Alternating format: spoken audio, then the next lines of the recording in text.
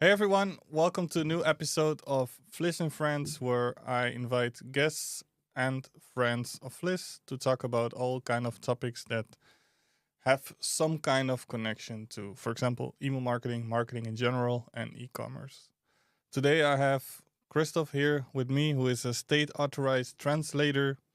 There are not many in the world doing this at this level, and I'm really curious to pick his brain on some topics regarding translation because I see, especially in e-commerce, so many people using cheap freelancers, people from Fiverr, um, ChatGPT for translation, and I want to pick his brain on good quality language because I think it's very important in this world.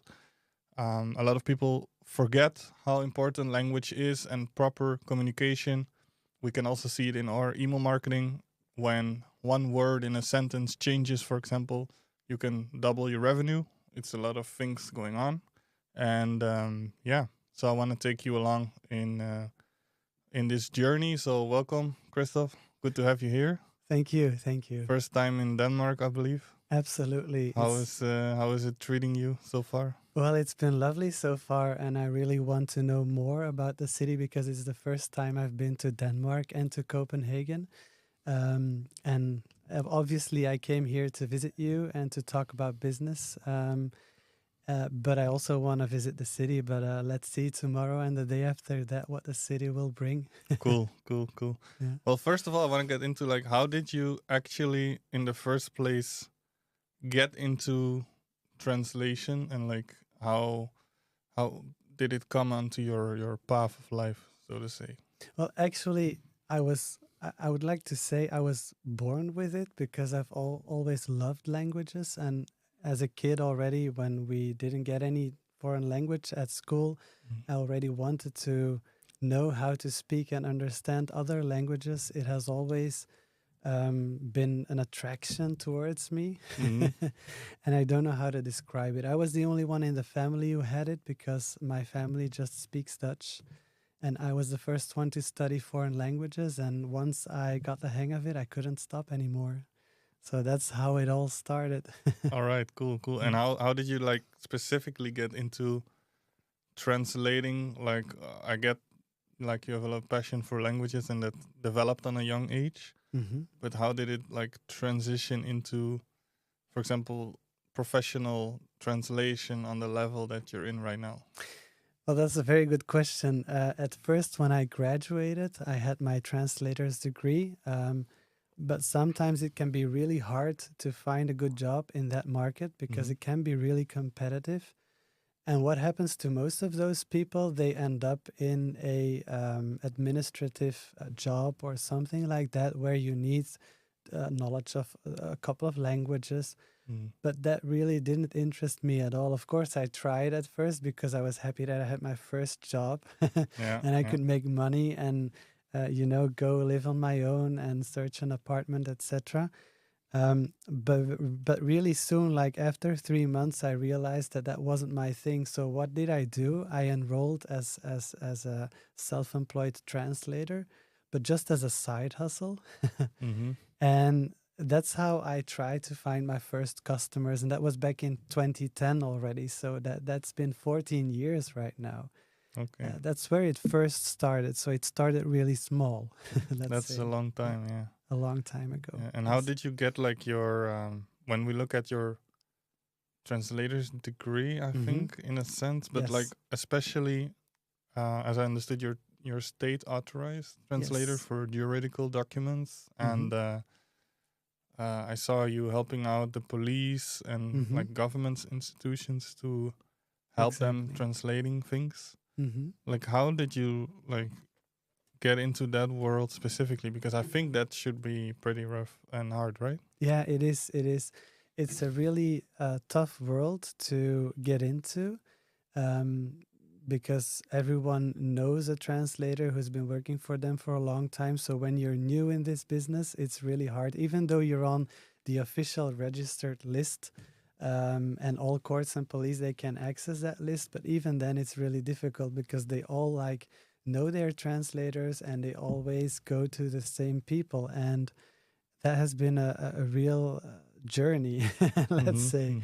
And what I also wanted to tell you was that at first I didn't know that I wanted to become a legal translator or a sworn translator, but I soon discovered that when I was working with other types of texts, that there was something missing there. I wanted to specialize in a certain niche, and I soon discovered that legal was really my thing, because I had never really done that before. But once I got into the law topic, it really sparked my interest, and I wanted to know more and more and more about it. And eventually, and it was a big coincidence actually, I was assigned an interpretation job in Namur in Belgium, in the Walloon part, and I accidentally bumped into one of the most known, most famous court translators. And then we started talking, and he said, "Why don't you register yourself on our list and join our association, and then you can maybe find more jobs there."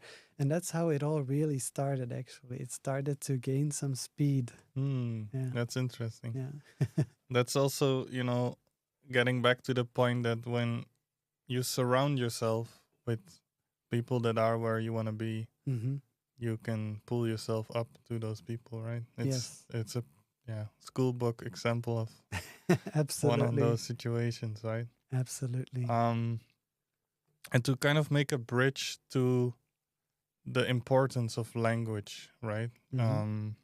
Especially now with the online world, we see a lot of AI translators. We see a lot of people doing it online for cheap, let's so to say. And there's a lot of automatic translators like Google Translate and DeepL, and there's a bunch more. I think one is called Davilex, something like that. I don't know. But most importantly, what is like the importance of using a proper translator, first of all, and then second of all, how can you actually find a good translator, and how you know that the quality is good? Because I think that's very tricky for most entrepreneurs to find like quality. Definitely. Those are two very interesting questions. Let's do them one by one. Yeah, one by one. So the first one was how. Can you say it again, because yeah. I was too focused on the second question. How important is it to have proper language and proper translation compared to, for example, all the online tools that we have and cheap freelancers? Well, it all really depends on what you are looking for. I am not going to say that cheap translations are a no-go whatsoever, because sometimes they can be okay for certain purposes. For example, when you want to create an internal note for your employees or whatever, and then you use AI or post-editing translation services, what lots of agencies also offer, that you first get the document translated by AI or some tool, and then you get a translator to rework it and to make something better out of the text. But that's something that you could use for internal documents, for example, things that aren't really important. But when you are in a business where every word really counts, and where what you want to what you want to communicate is really important, then you really can't afford to settle for less. That's the easy answer to this question. Actually, it really depends on what you want to achieve, which business you're in, and who your audience is for the texts or whatever that you want to have translated. Yeah. And when you look into marketing, for example, right? Context is everything. And like a lot of people, I know a lot of people are using AI constantly. But I think also in that sense, it can be tricky, because AI is good, don't get me wrong. But in some cases, the context can be taken out of the text in a way where if you have like a certain urgency or a certain offer to make, Mm-hmm. that it might be misunderstood, right? Um, I don't know if you ran into those kind of situations as well. Yeah, unfortunately, I did. It happens a lot that I hear these stories in, of course, in the legal segment, but Mm. also in the marketing business. The message that you want to communicate to your readers, spectators, whoever you want to, or if you want to advertise, for example, Mm-hmm. is so important. So when you're using AI to make it cheap or quick or whatever you want, or a Mm-hmm. combination of both, um, then you're often, as you just said, missing really important pieces of communication because AI doesn't really understand what it's doing. Mm. It has learned lots of things and it can do certain things in an okay way, but it's never a replacement for a human being. Mm. A human being knows in which business he's translating. For example, when we're talking about marketing topics, you really need to find a translator who understands the principles of marketing because there's so much psychological influence in Mm-hmm. those texts.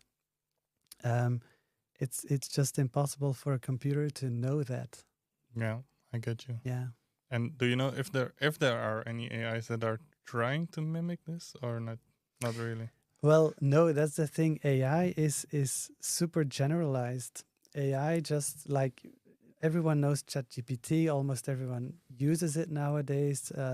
There's DeepL, Google Translate, you name it. Mm-hmm. They are all more or less the same. They have slightly different algorithms. Maybe their feed is slightly different. But they don't specialize in anything. Sometimes you have an option that says formal text or informal text, and that's it. Mm-hmm. So whether you're working with marketing, legal, whatever, it doesn't know that. Yeah. Mm. Okay. Makes sense. Makes sense. And when you get to like choosing a translator or a way of translation, Mm-hmm. is there like a certain way where you can easily find a good quality translator? There certainly is, and that is working with a good agency. With in most cases, it's like this, because I'm going to be really honest with all the listeners here. Mm-hmm.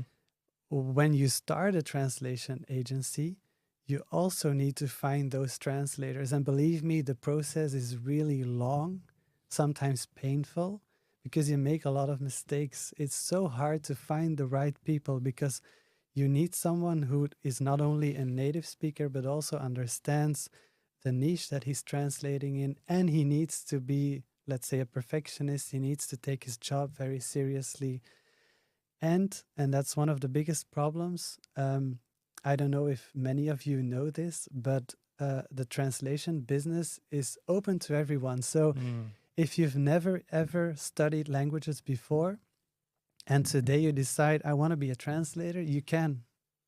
It's accessible. Okay. You So the can title go. is not protected at all. Exactly. So Okay. everyone can say I'm a translator. I'm this. I'm that. I have certifications, etc. But that's often not the truth, sadly. So you're going to spend lots of time looking for the correct person, waste lots of money because you're going to have translations and you're not going to be satisfied with them. Mm-hmm. And that is exactly the added value of an experienced agency, because we already went through the entire process of selecting a network, making those expensive mistakes, etc., to eventually have a good network with educated and good translators. Mm-hmm.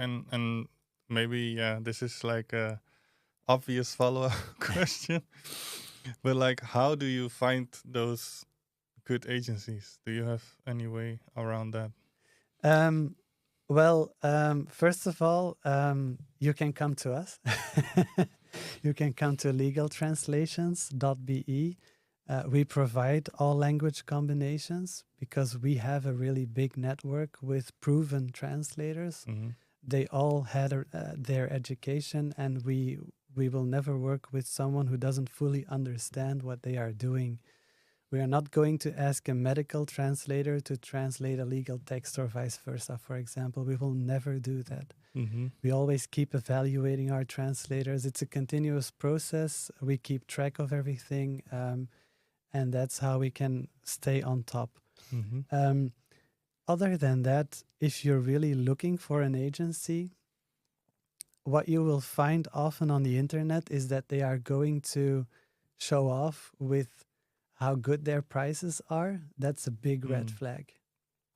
All right, Honestly. interesting. Yeah. And why is that? Because the saying in our business goes, and it's the truth: when you pay peanuts, you get monkeys. All right. It's as simple as It makes that. sense, yeah. It's, I mean, just go figure it out. You have to get an education as a translator. You have to continuously educate yourself to learn more about the topics you translate about. You have countless hours of work to look up things and to verify whether you have the correct word or the best term that you can find, whether everything is waterproof, etc. And then it has to be checked again. And all those things, they take up so much time that those translation agencies that come up with, oh, we're going to provide you with a translation for 6 cents, 7 cents, 10 cents, I don't know, it's impossible. Yeah, you will get a translation, but you will notice why you paid that price. Mm-hmm. Okay, interesting. And for example, I know I've done a little bit of research before getting into this podcast. So, and also we ourselves as an email marketing agency, we use sometimes translation agencies as well to get marketing texts done. Mm-hmm. But then we still have to throw a marketer on there often to like check if the context is right and everything. Even though we last year hired a translation agency that was ISO certified.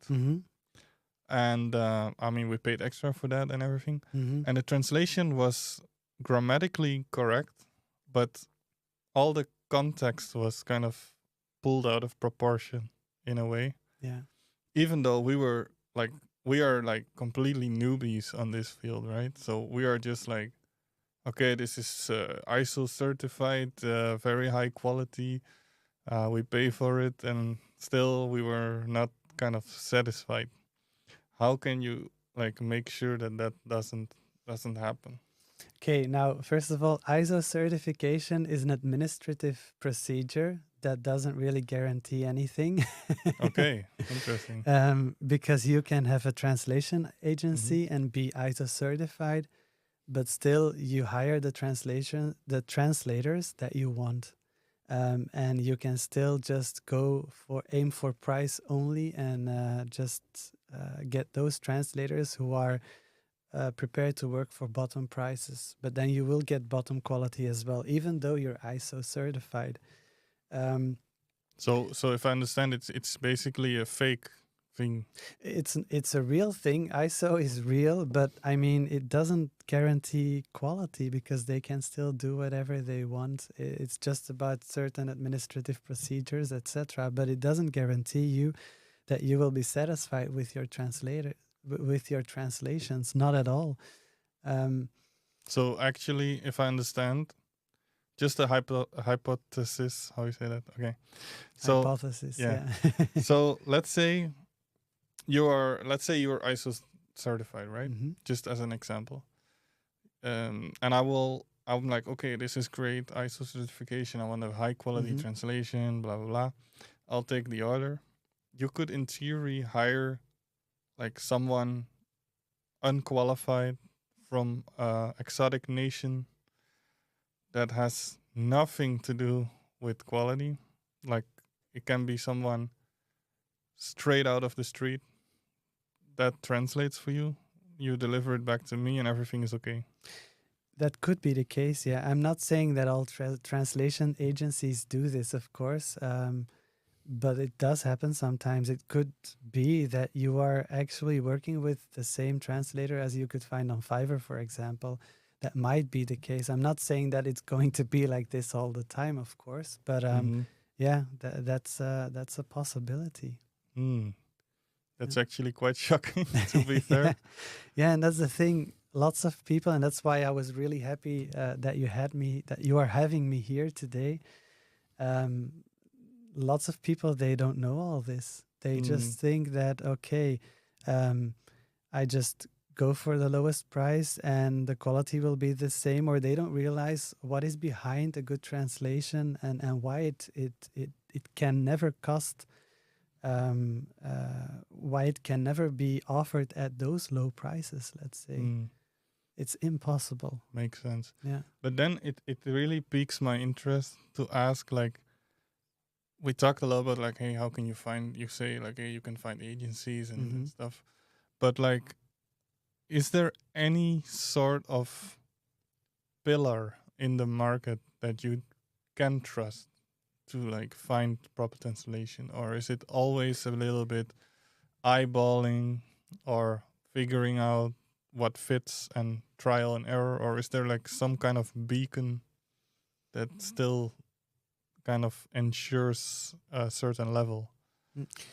Well, the one thing, because that's really hard to be honest, the one thing that I already mentioned is don't go for the lowest prices because you will be left with a bad feeling. You will never Mm. be happy about the result. And then the other thing is you have to pay attention to how the agency communicates with you as a client. Mm-hmm. Um, if they make lots of different promises, then that's also a red flag potentially because I think, in my opinion, honesty is really important in such Mm-hmm. a relationship. I'm going to give you an example Mm-hmm. because you also asked me before about um, how can you be sure that in marketing, for example, I hire a translator and that it's going to be immediately perfect. One thing that is really important is transparency and honesty. So if a translation agency is talking to you for the first time and you want a marketing translation, Mm-hmm. then in that conversation, at some point, the agency should tell you, or you could ask it as well about this topic if it doesn't talk about it by itself, is that when you're in such a special niche, Mm-hmm.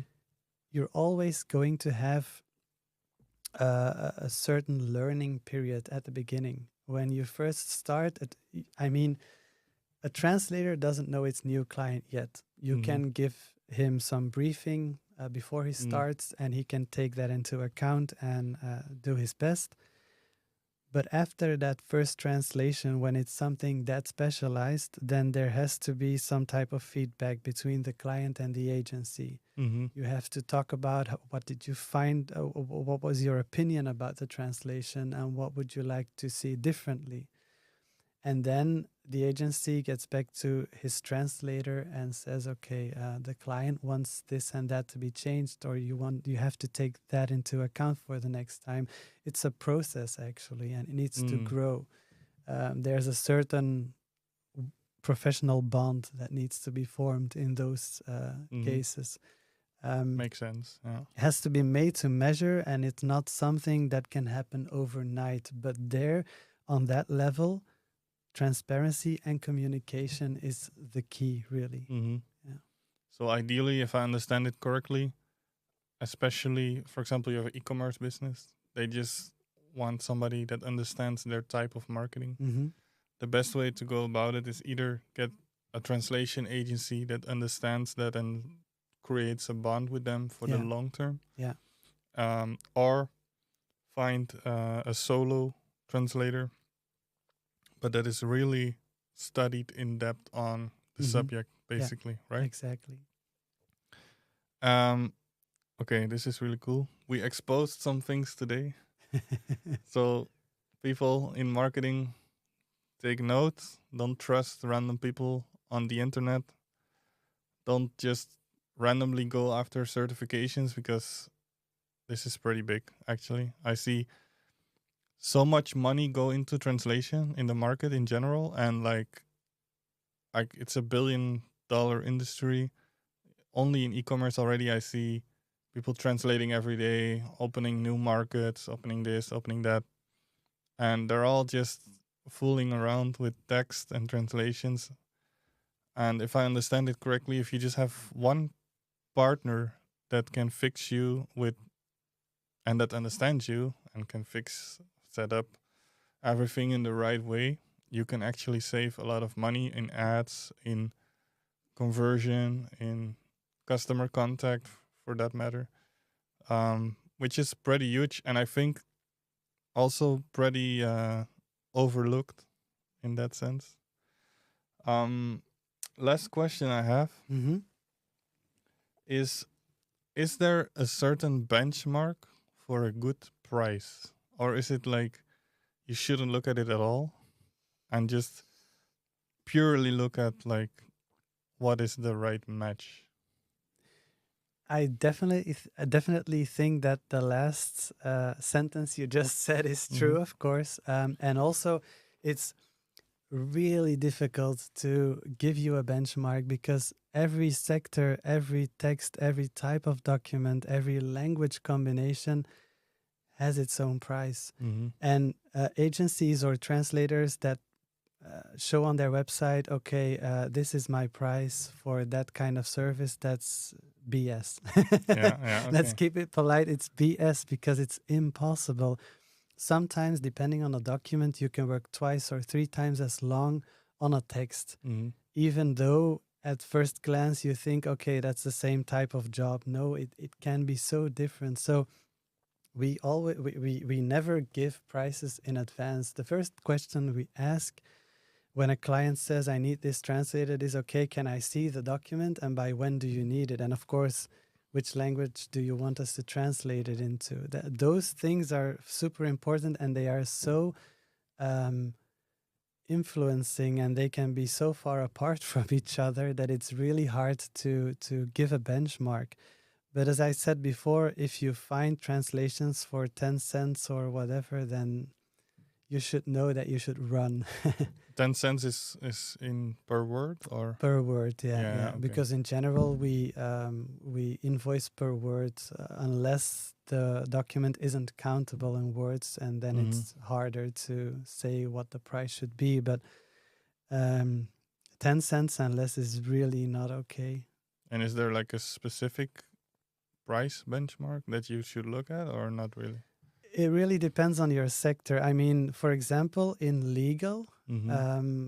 that's something that that I'm really very specialized in. In legal, prices are between 20 and 30 cents per source word. Yeah, okay, makes sense. And S- for example, marketing? Marketing also really depends. It should be around those 20 cents, Mm-hmm. but it really depends on how fast the client needs the translation, because I know that in the marketing world, things can be really fast paced. And of course, when you want something really fast, you also have to pay a bit more to compensate for the fact that a translator has to make time for you right now Mm-hmm. and postpone his other tasks that he had already planned before. So, of course, that influences the price. And also during weekends, for example, it's more expensive than during weekdays. Yeah, makes Yeah. sense. Makes sense. Cool. All right. So, yeah, for everybody listening, if you are doubting about translation, or you just need help with it, you are getting flooded with agencies, with tools, with AIs, and you don't know like where to get a proper translation, because we expose some quite big things. ISO translation, in my point of view, it was like a beacon of quality, and actually it seems to not be quality at all. So it's quite shocking to me, actually, that I cannot trust those Mhm. certifications. Um, Christoph is having his own agency, Legal Translations BE. He's very specialized in all kind of translations, especially legal, but he also has a very big network in. Oh yeah.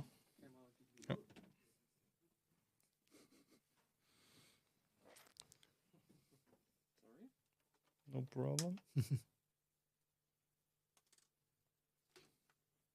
Oh, die war batterie.